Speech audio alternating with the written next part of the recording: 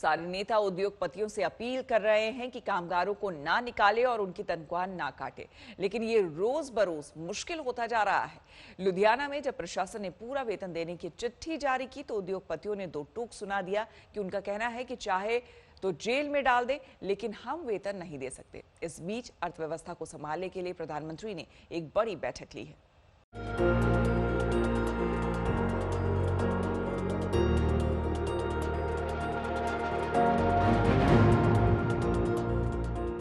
लुधियाना पंजाब की सबसे बड़ी उद्योग नगरी है।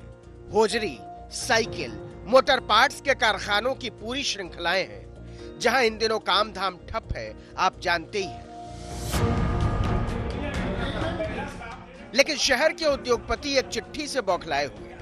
यह चिट्ठी लिखी है शहर के डिप्टी कमिश्नर ने कि लॉकडाउन की अवधि के दौरान सभी उद्योगपतियों को अपने अपने कामगारों को उनका पूरा वेतन देना होगा और अगर ऐसा नहीं हुआ तो उनके खिलाफ तय धाराओं के तहत सख्त कार्रवाई की जाएगी।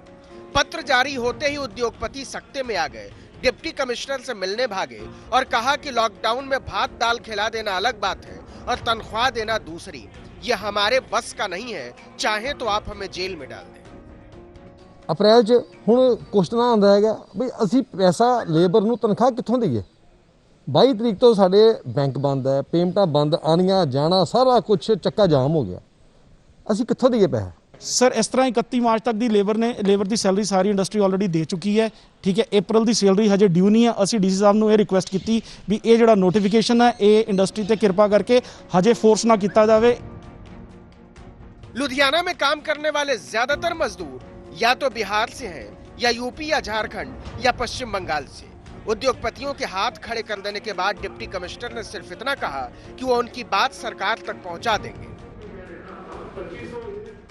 इस तो इलावा उन्होंने कुछ इशूज़ सीगे कि जिहड़ी पेमेंट का एक गवर्नमेंट ऑफ इंडिया के वालों हुक्म जिहड़ा किया गया हैगा उस दे बाबत उन्होंने अपने कुछ सुझाव, कुछ सजेशनस ते जिहड़ी इस दी लीगैलिटी बारे कुछ इशूज़ सीगे उन्होंने वास्ते उन्होंने एक अपना लिखती मैमोरेंडम जिहड़े हैगे वख-वख ऑर्गेनाइजेशंस वालों सानू दिता गया है।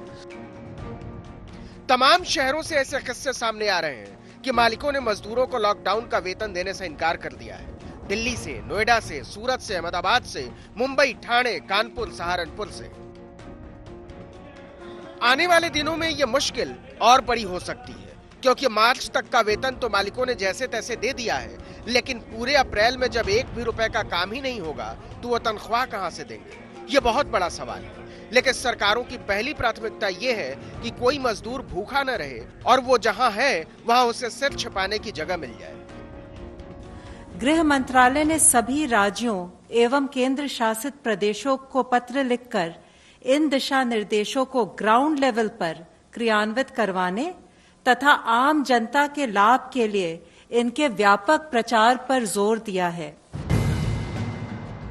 इस बीच अर्थव्यवस्था को उबारने के लिए प्रधानमंत्री नरेंद्र मोदी ने एक उच्च स्तरीय बैठक बुलाई जिसमें वित्त मंत्री निर्मला सीतारमण भी शामिल हुई।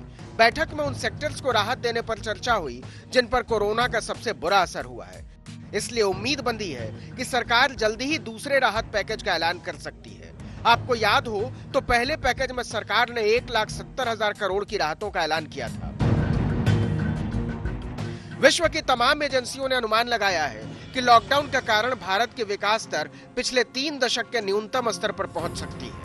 IMF ने कहा है कि मोदी सरकार को अब अर्थव्यवस्था को बचाने के लिए कड़े फैसले लेने की जरूरत है। इसमें देरी से हालत बेहद खराब हो सकती है। वर्ल्ड बैंक के मुताबिक मौजूदा वित्तीय वर्ष में भारत की GDP 1.5 से 2.8% के बीच रह सकती है। वहीं IMF ने कहा है कि इस साल विकास दर 1.9% रह सकती है। IMF की रिपोर्ट कहती है कि दुनिया के सारे विकसित देशों की विकास दर नकारात्मक रहेगी और भारत सबसे तेज विकसित करने वाला देश हो सकता है।